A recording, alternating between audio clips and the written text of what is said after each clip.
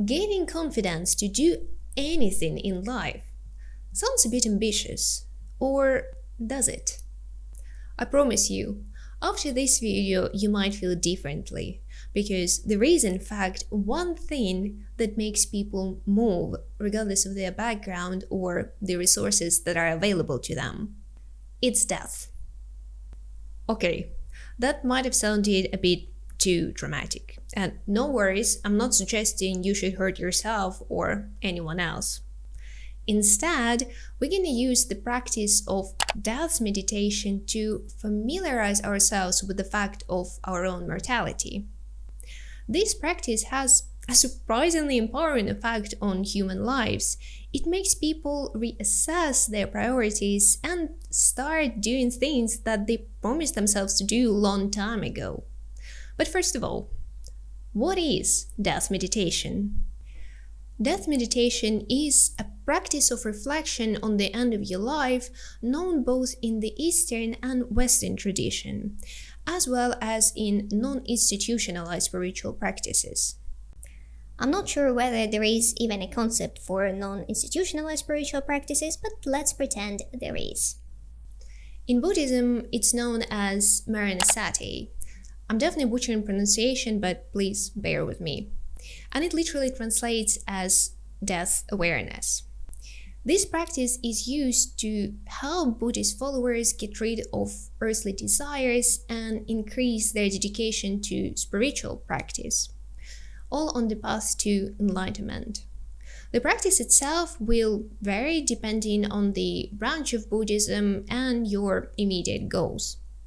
Sometimes you will have to spend some time at the cemetery or with a literal corpse. Sometimes you will be asked to list all the possible ways a living creature can die. And sometimes you will be asked to imagine your own death. Even though it might sound quite morbid, it is actually one of the best cures against depression or anxiety. In the West, we are mostly familiar with the concept of memento mori and the way it was popularized by Stoics. Let us prepare our minds as if we'd come to the very end of life. Let us postpone nothing. Let us balance life's books each day. The one who puts the finishing touches on their life each day is never short of time. Memento mori essentially makes us face our own mortality and through that regain the appreciation for life and learn how to use our time more wisely. So the exercise that I want to suggest to you today is not going to be identical either to Buddhist meditation or Stoics' daily reflection.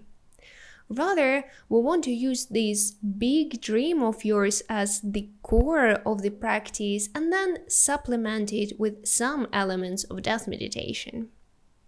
I also have to say that I'm not going to provide you with a guided meditation. I'm really not good at that.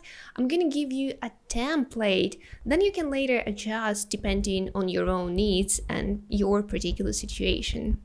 What you will need for this exercise is 30 to 60 minutes of free time.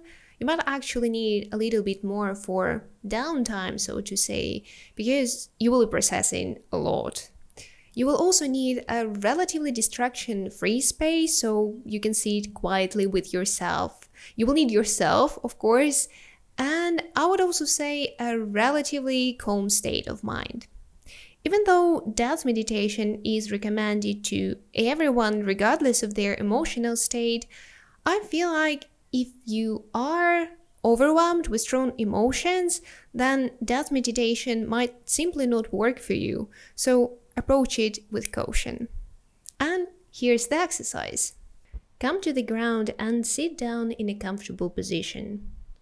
Make sure that the position is actually comfortable because you will have to stay in it for quite some time.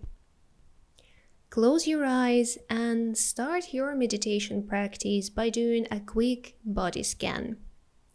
You can do it by starting from the top of your head and moving your attention down your body or vice versa.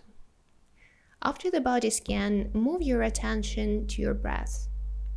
At this stage, you might still have a lot of thoughts in your head, and it's totally normal. If you notice your mind wandering off, just acknowledge the fact and bring your attention back to the breath. Spend a few minutes simply observing your breathing pattern. Now imagine being your older self. Imagine wrinkles on your face, the frailty of your body. Maybe there's a certain age that resonates with this version of yourself better, or certain life milestones that help you ease into the feeling. Use them to get accustomed with this version of yourself. Spend some time with these feelings, and once you get comfortable, look back at your life. You've had a big and wonderful life. Maybe you traveled a lot, maybe you built a career, maybe you have a family. Whatever it is, you've accumulated a lot of experiences in your life. But somehow you never managed to find time for this big dream of yours you always wanted to pursue. And now you know that you won't be able to achieve it anymore. How does that make you feel? Sometimes simply meeting your older self is enough to trigger these suppressed desires and all the feelings around them. Usually it's the feelings of regret, fear, grief, or some mixture of these three. Give these feelings some space.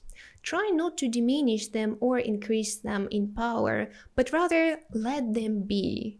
And remember to observe your breath as you let these feelings take their space. Once you familiarize yourself with these feelings, meaning you know how it feels in your body, you know what thoughts these feelings trigger and why, you are ready to slowly get back to the present moment. Once again, start with a quick body scan. You can do it now in the reversed order to signal the end of meditation to your body. After the body scan, move your attention to your immediate environment. Feel the ground beneath you, the room temperature. Maybe there is a certain sound that draws your attention. Simply observe. And once you're ready, open your eyes. Now you know your true feelings about your dream and you have your time back to accomplish it. I feel like this is a great practice to bring you back on track. Even outside of big dreams, getting in touch with your older self will help you discern between what truly matters in life and what doesn't. Like, for example, being afraid of judgment. So make sure you don't waste your life on something you won't even remember when you're 80. And this is it. Let me know if you've ever tried death meditation or if you have any other tricks on gaining confidence to do things in life.